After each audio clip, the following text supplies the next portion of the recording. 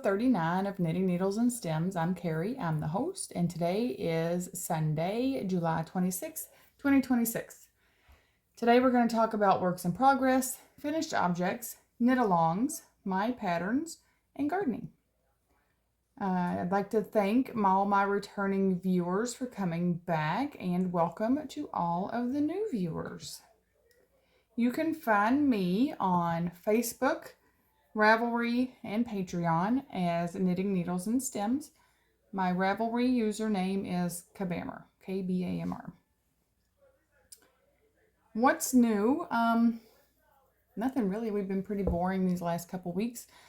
We went to two parties yesterday, a birthday party for my friend's two grandsons, and a 1-year anniversary for my sister-in-law having the Wheel Inn up here in Hayward.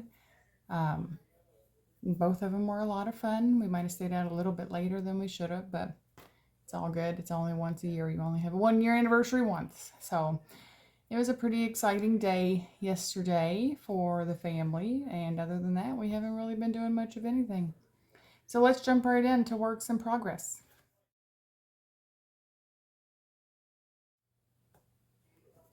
The first thing that I worked on is my Ultimate Lounging Shorts by the Cumbrian Knitter. For these, I'm using Haiku Kobasi DK in Indigo. I have all the knitting done, well, for the shorts. So here are the shorts. There's a lot of more finishing work to do.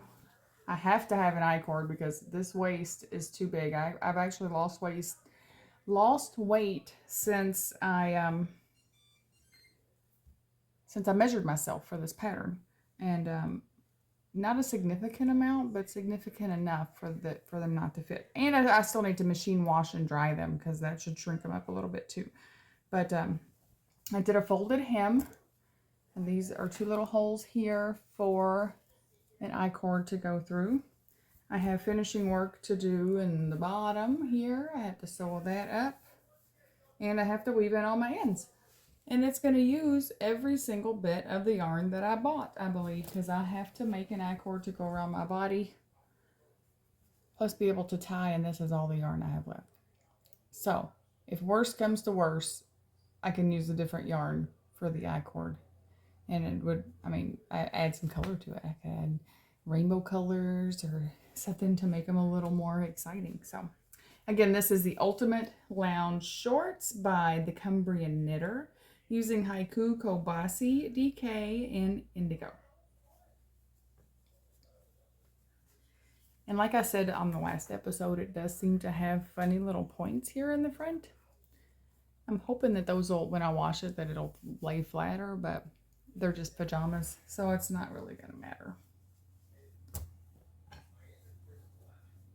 Okay, the next thing, I'm sorry if you can hear voices. My oldest is in the shower with a podcast on really loud, so sorry about that. The next thing I worked on is my Coziest Memory by Kemper Ray. This is the blanket that I'm using all of my the freshly finished fingering weight yarns first, and then just whatever. I picked up a lot of leftovers at the retreat that I went to from a couple people, and so I'm just using whatever if I don't have any new fingering done at that time. And I'm doing 1 block a week right now. I might change that because a block doesn't really take that long, so I could maybe do 2 blocks a week, but we'll see. I have 2 strips completely done. This is where I was, well, I'm not going to wear it. This is where I was. I have my little marker here to mark where I was when we recorded last time. So these 2 are the ones that I did since we last recorded. And I have 2 complete strips going across. So now I get to do another black stripe in between. And then I will keep doing strips. So what I might do after I get the black strip on there is measure it because right now I'm thinking that I need like 1,100 squares. And my friend Sarah made one of these that fit the top of a queen size bed like I want to do. And she said she only used 600, I want to say. So I have to see how many rows I actually need. Not that it's really that important right now, because I'm not in a hurry to have it done, but I would like to know how many rows that I need to get the blanket finished. There's 25 squares in a row to go across the width of the bed. So, all right, again, this is Coziest Memory by Kemper Ray.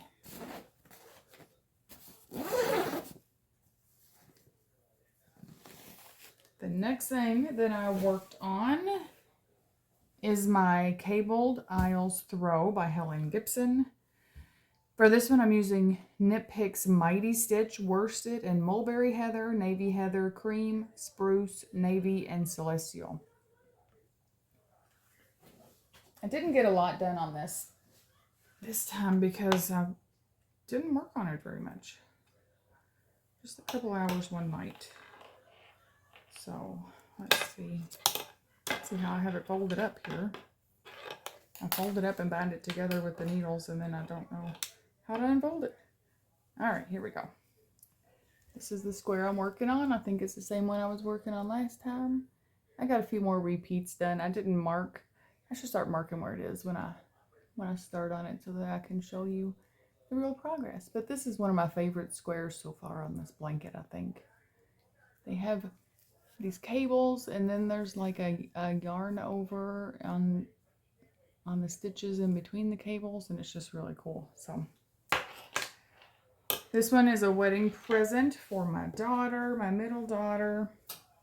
She was supposed to get married this year, but changed her plans to next year, which is fine because now I have more time to get the blanket done.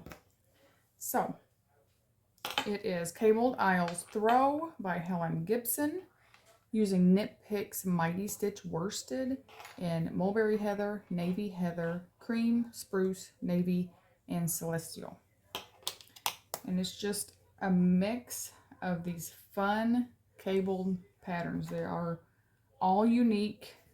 There no cable pattern is repeated on two different squares, which is really fun for me.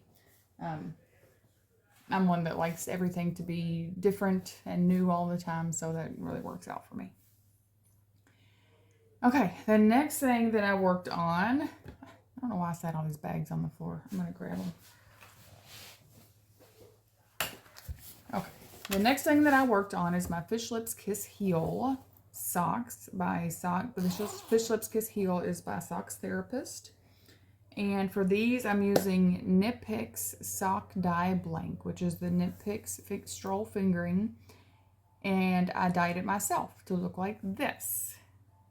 It has those nice flowers on it. And I actually finished one of the socks during one of the parties yesterday. I didn't make it through all of the colors of the flowers on the sock blank. But I have a good little ball left. So if I get a contrasting yarn for the heels and toes, I might be able to get some shorties out of this too, still. And my second sock, I just started on the leg during the second party yesterday. So you can see I've got my 3x1 rib started. I knitted for an inch past the heel because that is supposed before starting the pattern, because that's what Socks Therapist suggests, is to help keep the sock, to help it stay up, to help it stay on. So that's what I do. So again, this is Fish Lips Kiss Heel socks by Socks Therapist, using Knit Picks Sock Dye Blank, which is the Knit Picks Stroll Fingering that I dyed myself. All right, the next thing that I worked on is my Gentle Drizzle socks by Emily Kentai. These are from the Operation Sock Drawer book by the Knitmore Girls. For these, I'm using Greenwood Fiber Works Simply Sock in Aqua. And I have one leg all the way done. The leg of this sock is all the way done. I'm using my little stoppers that I got in my twice sheared cheap advent set last year to keep my stitches on my needle. And the second sock I have started on the leg. And again, on this one, because I changed it to use the Fish Lips Kiss heel instead of the heel that was in the pattern, I worked an inch above the heel before I started the pattern. So, and I really like that little detail on this sock, the gentle drizzle, and this blue is actually just the perfect color for the sock name. So these, my bright axis that I have, that I made before I started my podcast, use this as the main color of the body. So I could wear these with that sweater and be matchy-matchy. So again, this is Gentle Drizzle by Emily Kintai from the Operation Sock Drawer book by the Knit More Girls, using Greenwood Fiberworks Simply Sock in Aqua.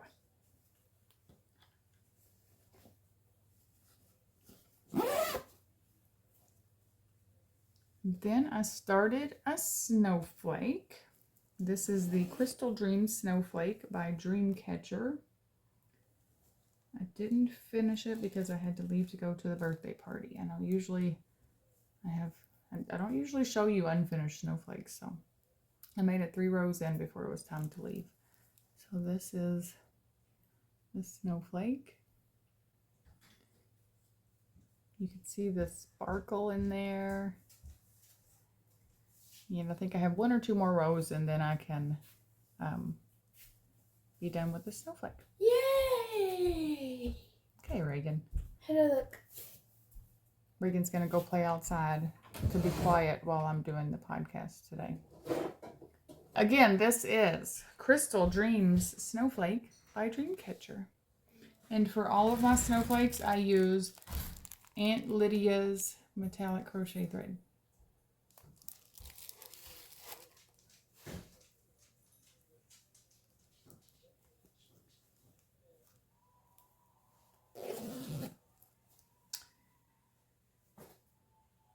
And the last thing that I worked on is another Fish Lips Kiss Heel sock by Socks Therapist. For this one, I'm using Bumblebee Acres Farm Coquette sock in the Autumn Walk colorway and a brown mini that didn't have a name. These are my movie theater socks. I finished my last movie theater socks, and we've been going to a movie every Tuesday, so I needed more movie theater socks. So this is the Autumn Walk. These are their Corriedale base, the croquette. Yeah, 75% American Corriedale and 25% nylon. So these are rustic feeling. They're really nice and they feel sturdy. And I really love the colors. This is actually a kit that I bought at Wisconsin Sheep and Wool last year. It was the yarn and the mini and a bag. So it's really fun. And this bag is from Hannah Lou Designs.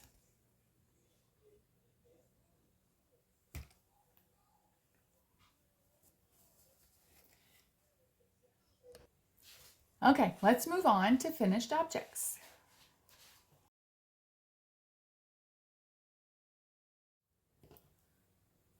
The first thing that I finished was my Fish Lips Kiss Heel socks by Socks Therapist. I'm using Wool Addicts by Lang Yarns Footprints in the colorway 1115. This yarn is a cotton and wool blend. I'm really happy with how these turned out. They feel really good. They're so soft. And I like the color changes. I mean, I just like everything about these. They're perfect summer socks because they're cotton. So they'll be going in my summer bin. And that's, I mean, I can't say enough good things. I start toe up, cast on 10 stitches, increase to 60 stitches, use Fish Lips Kiss Heel. And make my leg as long as my foot. So again, this is the Fish Lips Kiss Heel by Socks Therapist and Wool Addicts by Lang Yarns Footprints in colorway 1115. The next thing that I've finished is Baby Bear in PJ by Stana D. Sorter. This is my bear for July. July, we were celebrating 250 years of the United States. And so this bear is wearing his star-studded blue shirt. I didn't have any red yarn, or he would have red pants, maybe red and white stripe, but I think he turned out really cute. I like that he has a hat so that I don't have to worry about shaping ears. And he's a good size for a little kid to just carry around and play with. And he's ready to give him a big hug.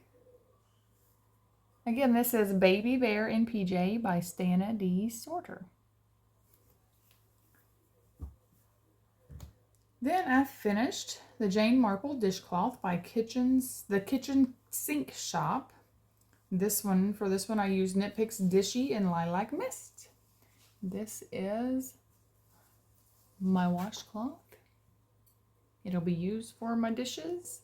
It's a nice little size for scrubbing dishes. I could use it in the shower if I wanted to, and the color is off in the picture. It is Lilac Mist. It's a kind of a grayish purple lavender color. So it's a really fun pattern with these little leaves and the shaping and all that. So it was fun to make. Again, this is Jane Marple dishcloth by the Kitchen Sink Shop. And one more thing that I finished was a skein of yarn. This is from the Dakota Carding and Wool Carnival Cormo BFL Firestar blend that I was spinning. This is the first skein. All the singles are done. I have one more skein to ply.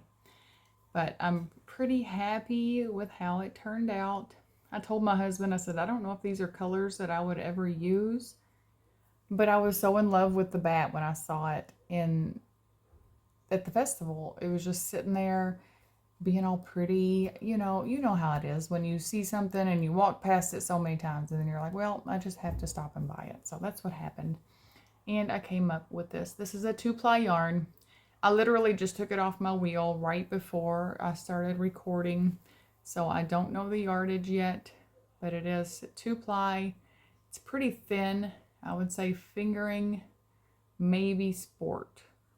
So, and the Cormo for me, the Cormo was a little problematic because it did make some slubs in the yarn. Like you can see here, it's a little slubby spot in the yarn. But I think once you knit it up, you're not going to know that's there. So, again, this is from Dakota Carding and Wool. This is the colorway was Carnival, and the blend was Cormo, BFL, and Firestar. Okay, let's move on to knit-alongs.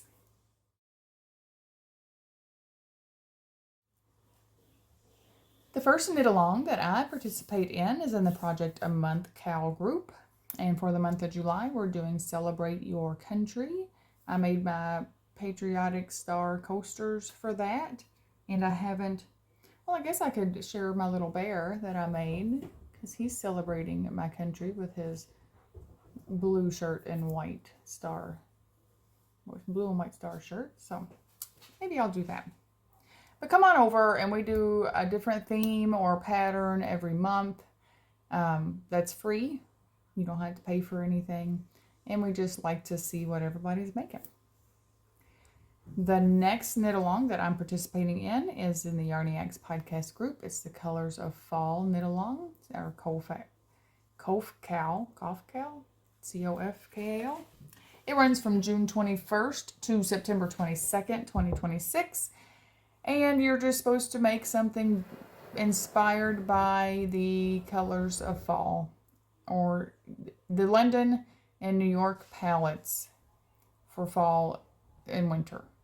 Fall and winter? Fall, winter, summer, spring. Anyway, the palettes are in the Ravelry group. And just if your yarn, if you have to squint to see that color, but you still see that color, then it'll work for this. So come on over there and join in on that fun and check out the Yarniacs podcast. Next is the Downseller Studio podcast group. It's their Splash Pad Party 2026. This one is from May 22nd to July 31st, 2026. So the end is coming up really quick. I am a sponsor for this one, so if you use one of my patterns, then you get extra points in your entries. So come on over there, and whips are eligible. So if you finish something between May 22nd and July 31st, come over, sign up, enter it, see if you'll win a prize. It's pretty fun. And then there's the Crazy Sock Lady podcast, Summer Sock Camp 2026. That one runs from May 25th to August 31st. And it's all socks all the time. And whips are eligible for this one too. So if you finish a pair of socks within that time, come over and share them. Everybody will ooh and ah. There are so many socks already done. It is incredible to me how many socks people knit. Like, I seem super slow compared to some of these people at knitting socks. So come on over and join that. It's fun too. In the Knitting in the Loft group, we are having our Summer Challenge 2026, which is short rows, structure, and decorative. This runs from June 19th to September 1st, 2026. And we are doing short rows. Any pattern with short rows. My Fish Lips Kiss Heel is a short row. So that could work as a short row pattern. A sock with a short row heel, a sock with a shadow wrap heel. You know, if you want to make a shawl with short rows or a hat, whatever you want to make, as long as it has short rows, it counts for this cow. So it's really fun. I am in charge of the prizes and the games. So we do a few games. We've had about a game a week. And my youngest is my prize drawer. So when people enter for the prizes, I bring home the papers. She draws the winner, and that's how we pick who wins. Okay, so the last knit along that I participate in is in the Craft Cook Read Repeat podcast group, and it is Bingo. It runs from May 25th to September 7th, 2026. And I've almost got my coverall. Let's see. I haven't, oh, yeah,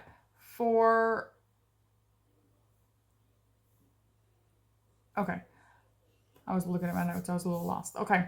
I've completed two more squares this week, or this time between these episodes. For cooking, I cooked a recipe using inspiration from one of the 48 World Cup countries. I made a loaf of sourdough bread that looks like a soccer ball. So here's a picture. I think it looks really good. I used cocoa powder for the black and flour for the white, and I like the way that it looks. The taste, however, was not good because I had my proportions off. Added too much salt, and therefore the bread was too dense for us to eat. So that was a bummer, but at least I know that I can make a soccer loaf. I mean, you know, you live and you learn. It's flour and water. It's not that big of a loss. So, and I read a book from one of the 48 countries. I read The Water Mirror by Kai Meyer. It's a fantasy book, which is the first in a series. I seem to have a habit of picking the first in a series for all of these little challenges for Bingo. And then I'm like, oh, I have to read all the books in the series. So my library has books 1 and 2, but not book 3. So we'll see after I finish my Bingo, because I have plans for all the squares already. See if I can get a hold of that other book. So those are the only squares that I've completed since last we chatted. I still need 5 more squares. 3 of them are reading. I'm almost done with one of the books already. And I don't know what I'm going to do for for the other two. There's one for cooking and one for crafting, so we'll just have to see. Okay, let's move on to my patterns.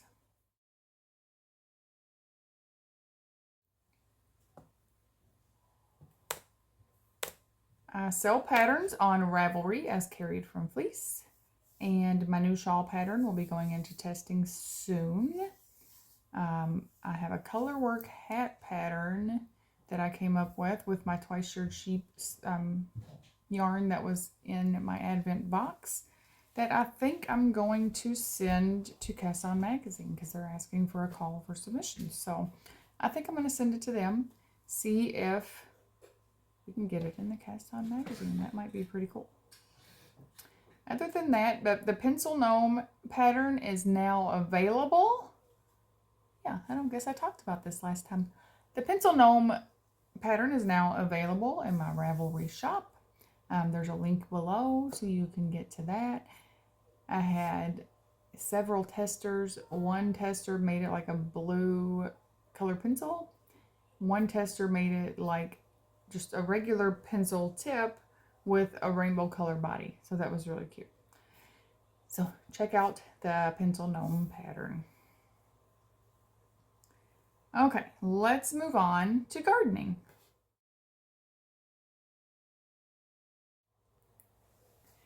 Okay, for gardening this week, I wanted to talk about my aloe plants. They were doing fantastic.